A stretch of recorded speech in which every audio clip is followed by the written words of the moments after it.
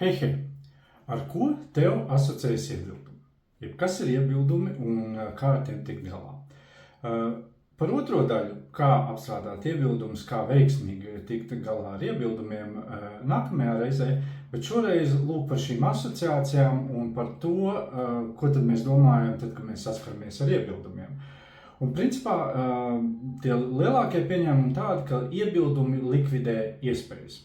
Bet man nāksies jūs iepriecināt. Un tā labā ziņa ir tāda, ka faktiski iebildumi patiesībā ir vērtīgu iespēju signāli. Bet kā tev šāda frāze, ka iebildumi ir sākušās sarunas zīme? Tas nozīmē to, ka tad, kad parādās iebildumi, tad saruna patiesībā tikai sāks. Tas īstais drēvs notiek tajā brīdī, kad sāks iebildumi. Un katram no mums ir zināms, ka iebildumi ir mūsu ikdiena. Mums tos nākas dzirdēt, un mēs to izsakam kādam citiem. Un tā ir tāda normāla, kā es teiktu, dabas parādība, ja mēs runājam par laika apstākļiem. Tātad tie ir dažādās jomās, dažādos notikumos, situācijās, darbā, biznesā.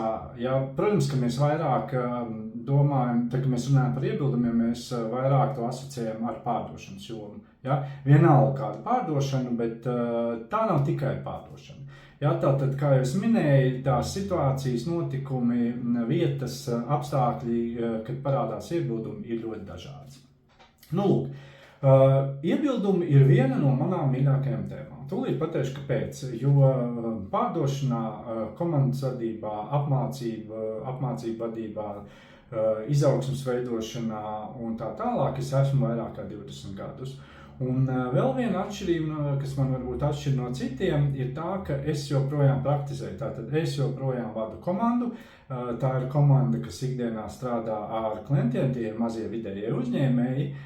Principā tie ir ap 7000 klientu kopumā. Un manas komandas, teiksim, tās galvenie uzdevumi ir tieši problēmas situācijas, tās ir arī aprūpes sarunas ar klientiem, tās ir onboarding sarunas ar klientiem.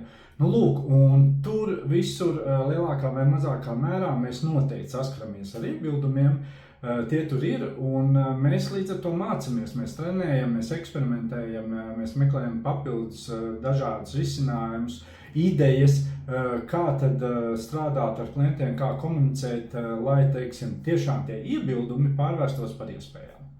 Lūk, bet atgriežamies atpakaļ tātad par iebildumiem, te ir jautājums, kāpēc tie rodas? Un te ir 3 galvenās grupas, tās iemesli, kāpēc rodas iebildumi. Un viena no lietām ir, ka klients principā baidās izdarīt kļūdainu izvēli.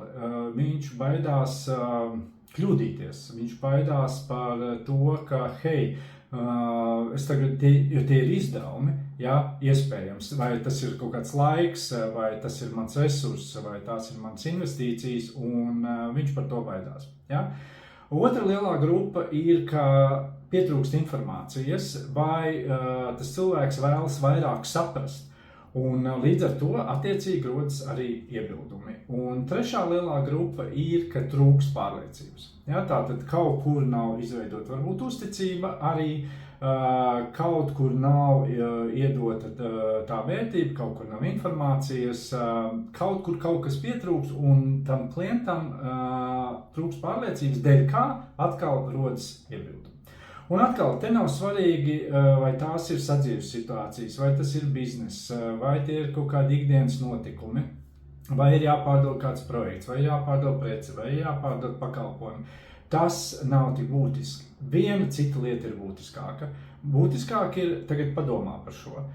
Kā tu, tas, kas bija sākumā, kā tu uztver tagad iebildumus. Vispār. Tagad parādās tev tavā dzīvē, tavā darbā, jā, ir iebildumi, un tagad paķer sev pie domas, kādas ir tavas sajūtas tajā brīdī, kad parādās iebildumus. Tās ir bailes, vai tā ir kaut kāda pietāte, vai tā kā es runāju, tu saredzi tur iespējas. Ja tu saredzi iespējas, tad viss ir kārtībā, tad ir tikai jautājums, kā tu vari kļūt vēl labāks. Bet, ja tu sajūti kaut kādas bailes pietāts, vai tevi tas izsit no līdzsvara un tu iestrēdz, tad te arī ir ar ko nodarboties un iet pareizajā virzienā, lai šī situācija mainītos.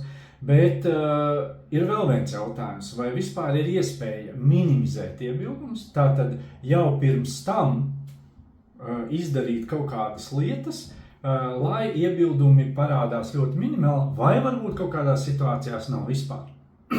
Ierakst komentāros, kā tu domā, ir iespējas minimizēt iebildumus vai tomēr nav.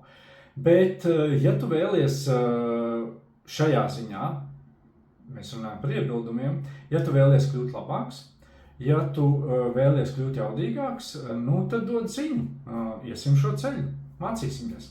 Bet tā, lai viss forši.